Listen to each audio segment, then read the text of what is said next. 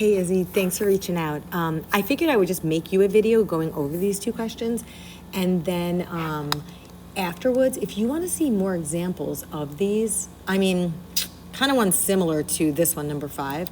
If you go on our Google Classroom and scroll down to Unit 9 and click on videos, where it says bow tie triangles, that might give some different examples. It doesn't actually go along with our packet that we had this year, but you could just listen to the questions, in that video and just follow along. Okay, but anyway, this one right here, number 5. If cosine of theta equals -3/4 and theta is in quadrant 3, then sine of theta is equivalent to. Okay, so the first thing we want to do is we want to draw, whenever they give us a trig ratio, a trig fraction like this, we want to draw what we call a bow tie triangle.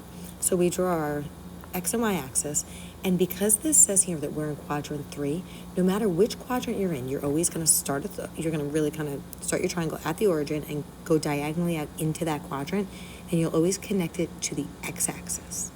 Okay, so our angle is always going to be that angle that's closest to the origin right there. All right, now if we think about SOHCAHTOA.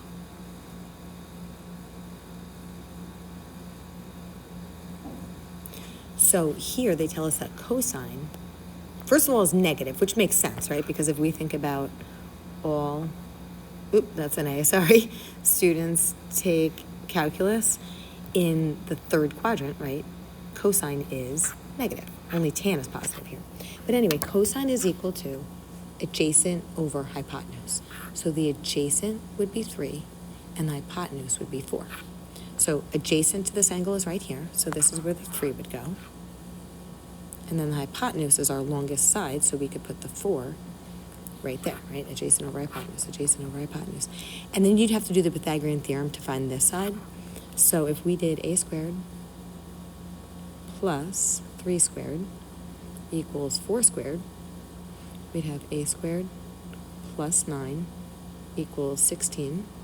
And if you subtract 9 from both sides, we'll have a squared equals 7. And then when you take the square root, technically this square tells us we have plus and minus, but we know we can't have a negative length of a triangle, so we're just going to write radical 7. Okay, so now they want us to find sine of theta. So we know that sine of theta is equal to, well, in the third quadrant, right, sine is negative. Tan is positive here, not sine, so we're going to put negative. And then opposite over hypotenuse. So the opposite would be rad 7, and the hypotenuse would be 4. Okay, so what is that? Choice 1. Okay, so number 5 on the other one, I think this was, August 22, I think? Okay, in the diagram of a unit circle below, point A, and they give us the coordinates here, represents the point where the terminal side of theta intersects the unit circle. Okay, so the first thing we have to do is we have to know, well, if you recall, right, when you have a coordinate x, y, we know that x corresponds with cosine of our angle, and that y corresponds with sine of our angle. So we have to think about our special angles chart right here, right? So this special angles chart, and we want to say, since cosine represents the x-coordinate, cosine of what angle is equal to radical 3 over 2? And sine of that same angle has to be equal to 1/2. Well, the angle that we're talking about here is 30 degrees, right? Sine is equal to 1/2. Sine of 30 is equal to 1/2, and cosine of 30 is equal to radical 3 over 2. Okay, so again, cosine corresponds with the x-coordinate. So we want to say cosine of what angle equals radical 3 over 2? Well, cosine of 30 equals radical 3 over 2. And since sine corresponds with the y-coordinate, we want to say sine of what angle equals 1/2? Well, sine of 30 equals 1/2. So we're talking about a 30-degree reference angle. Now, if you look at this diagram over here, this is the actual angle, right? There's the initial side, and there's the terminal side. If you remember, the reference angle is the angle between, here, let me change colors. It's the angle between the x-axis and the terminal side. So this is our reference angle. So this is going to be 30 degrees. What they want to know is, what is the measure of this angle theta? Well, since this right here, forms a straight line. We know this is 180 degrees. So if we do 180 minus 30, that's going to give us this angle right here. So 180 minus 30 would be 150. So choice 4. Here, let me make up another one of those just so that you can try it. Okay, so I didn't write out the whole question, but it's really the same directions as that last one.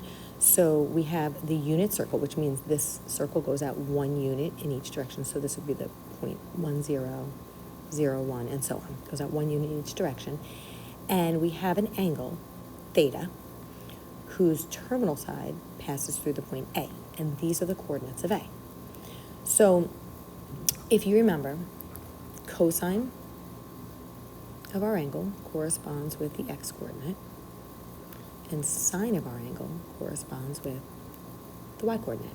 And I want to just point out, see how they're both negative? It just makes sense that they're both negative because we're in the third quadrant where tan is positive, not cosine or not sine. That's why they're both negative. All right, so let's think about it. Cosine of what angle equals 1/2? Well, cosine of 60 equals 1/2.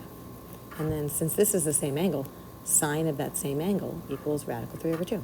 So sine of 60 equals radical 3/2. So the reference angle, the angle between the terminal side and the x-axis, is 60 degrees. So here you could see, if we want to know the measure of angle theta, we know from here to here is 180. So if we did 180 plus 60, theta would be equal to 240 degrees. But honestly, this type of question, they've really only had on the Regents once. I think they more so have questions similar to the first one that we went over. And if you watch that video, like I was saying, if you go to Unit 9 and go down to videos and watch the one called, wait, let me just see, I forgot what it's called already. Bow tie triangles. There are a variety of problems. They're worded, differently, in which you would make a triangle similar to the first one that we did here. All right, send me an email if you have any other questions. Good luck.